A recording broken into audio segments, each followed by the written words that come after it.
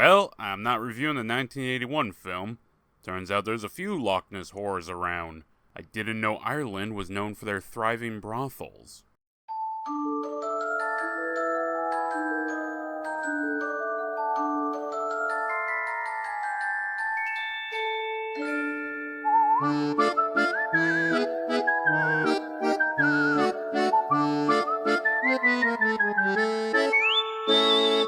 The Lochness Horror is a 2023 American horror film written and directed by Tyler James. The film follows a rescue crew sent out to save a submarine lost at sea, but something isn't right, and the water isn't so calm as something lurks beneath the waves. Drama amongst the crew will threaten to break them apart as they come to realize what they truly face. Once more, I am putting out an uncorked film, because they are just becoming my regular for this show. Will their attempt at nautical horror work out better than their prior attempts I reviewed? No clue, but I will find something worth watching if I keep reviewing them. We open up with our Irish crew.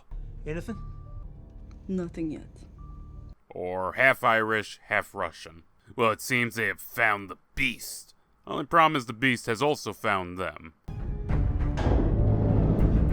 Also, wow, the film may be cheap, but they don't shy away from showing us old Nessie here. I hope the rest of the film doesn't ignore her. An undisclosed time later, we're sat in a meeting discussing a salvage operation. Laura and Bryce, played by Becky Harani and Dan Gittins, are there as specialists. Also, they're an item. So we're gonna talk about the other night? The team consists of the diver Willow, played by Leela Lasso, as well as Drake, played by Howard Davey, and Tara, played by Tara McGowran.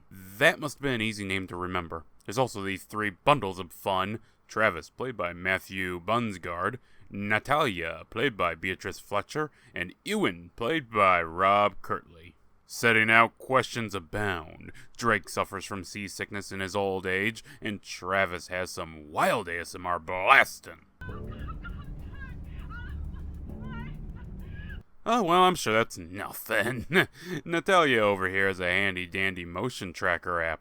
Since when did they make those phone size? Yet with a range suitable for a ship? Is it just connected to the ship's sonar?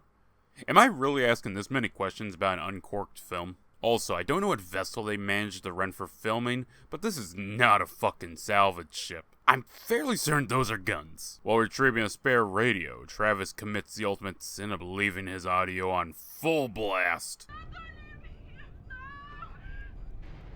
Travis has no cool and no reaction time. I feel like he could have just played it off, or at the very least stayed calm, but now we have a whole chase, everyone's running, everyone's confused. Well, with everyone gathered, it's finally revealed they aren't here to save anyone, or salvage a ship. They're here to capture what the previous crew couldn't, with a submarine. It went out into the ocean to find something, and it found it. This all seems really contrived. I mean, they had no problem assembling a crew for the first mission. Why the lie? Why escalate things so severely? They're all with the same company or whoever sent them out here. You're gonna get so fucking killed. How do you know that? You don't even know what they want. Also, remember when I pointed out the ship had guns? So with the beast down, Ewan commands Willow to dive in the cage, and yes, to my surprise, salvage crews do utilize diving cages. Also, the ship has a payload of explosives. Not even our hostile trio was aware of that. Well, time for Willow to descend along with Travis, who has secured himself a submersible. Also, yes, the effects of her in the cage are the worst effects in the film, which in a way is commendable, at least the close-ups are better. What about her death?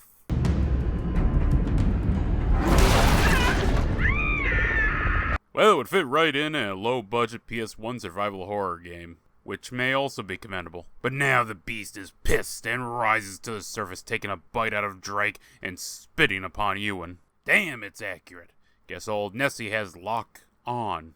Somehow this triggers an alarm and sends all the lights a-flickering. That or Nosferatu is up to his shit again. Tara attempts to render medical aid, but Ewan is suffering a surprisingly brutal death. Oh look, everyone is here to witness his final moments of pain and agony. Oh, and Travis is still down where it's wetter, as Laura manages to raise him on the ship's comms. From him we learn that the beast is circling the vessel, and he tells us what the beast is. The Loch Ness Monster. Also, remember that bit from Alien Covenant in the medical station, where the guy has a creature tear through his back? Well, they try to do that here, but it's fucking hilarious as Tara's breaking down in the corner.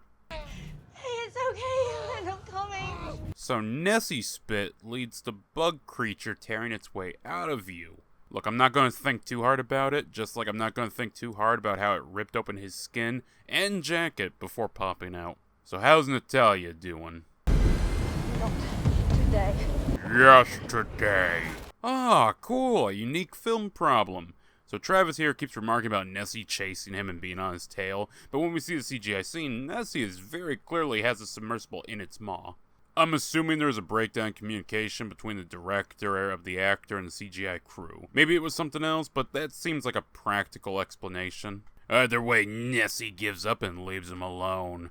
Back on the ship, Tara faces off with our not xenomorph, and holy shit, did you see that?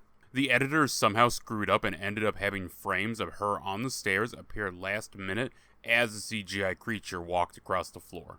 There were some odd editing moments of characters staring when the camera cut back to them before saying their lines, but holy shit, how does that make it through? And no, a nice arse shot will not make me forget. Well, that little fucker is Laura's problem now. Luckily, Bryce has a gun.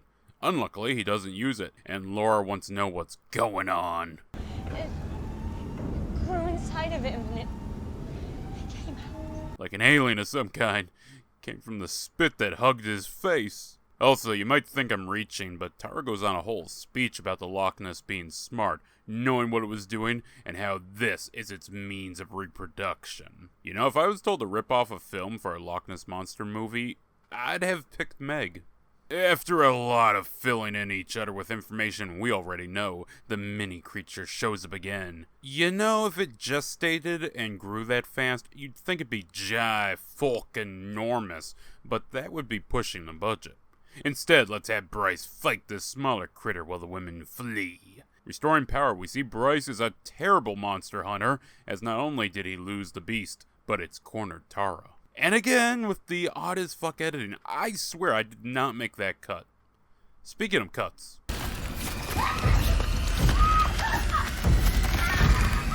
Hey honey, so I failed to kill a creature. Tara, or Ava, whatever her name was, is dead, and I lost my gun. This film wasn't actually that bad, but all this skulking around the ship is a pace killer. I realize you want to hit a decent runtime, but did you maybe think of just having some character moments at the start instead of this? Well, hey, you're the couple, and I've just sat down here the whole film. Anyways, I'm going to ram the beast and maybe launch some torpedoes. I apparently have. Would you be surprised if I told you it didn't work and now Nessie is bigger? So yeah, the film just ends there. All that padding and you didn't want to give us some sequel bait with another team or something? Premiering in Canada, November 7th, 2023. Its latest release would be a DVD premiere in the UK, February 12th, 2024. Being produced by Dark Abyss Productions, the film would be released under the same name worldwide by Uncorked. Though I couldn't find a budget, I doubt it was very high. That said, the film wasn't terrible with its quality. I would normally cover interesting details, but the only one is this goober on IMDb. Though he does have a point, pajamas would be cozy. The Lochness Horror isn't a film I can truly recommend. The ending leaves you unsatisfied, while the moment-to-moment can become rather padded and plodding. In the film's favor, it's well acted enough, and the set seemed to be a real ship. Though why none of them ask questions about the guns on a rescue operation, I don't know. The CGI does its job surprisingly well, with only a few moments of actually bad effects. Don't get me wrong, this is not Starship Troopers, but considering the usual quality I get from these lower budget films, it's not bad. However, the film is just meh at best. It decides to go full monster horror on the viewer and even rips off other creature features. We never get to know why the company wanted Nessie, or better yet, why they had to trick the team into working for them. They were hiring specialists, one of whom was operating the vessel, and yet they only told those 3 jobbers? It seems like the people making this movie had an idea of a film, but nothing to fill it with. So what you get is a moderately well-made production of a film, with writing, plot, and end of a bad movie. I mean, they didn't even bother killing the mini creature. That's how little closure there is. If you're looking for a quick flick, look elsewhere. Leave this one under lock and key. as Nessie is just not good in this one. One of her worst pictures. I'm just getting something. I'll be with you in a minute.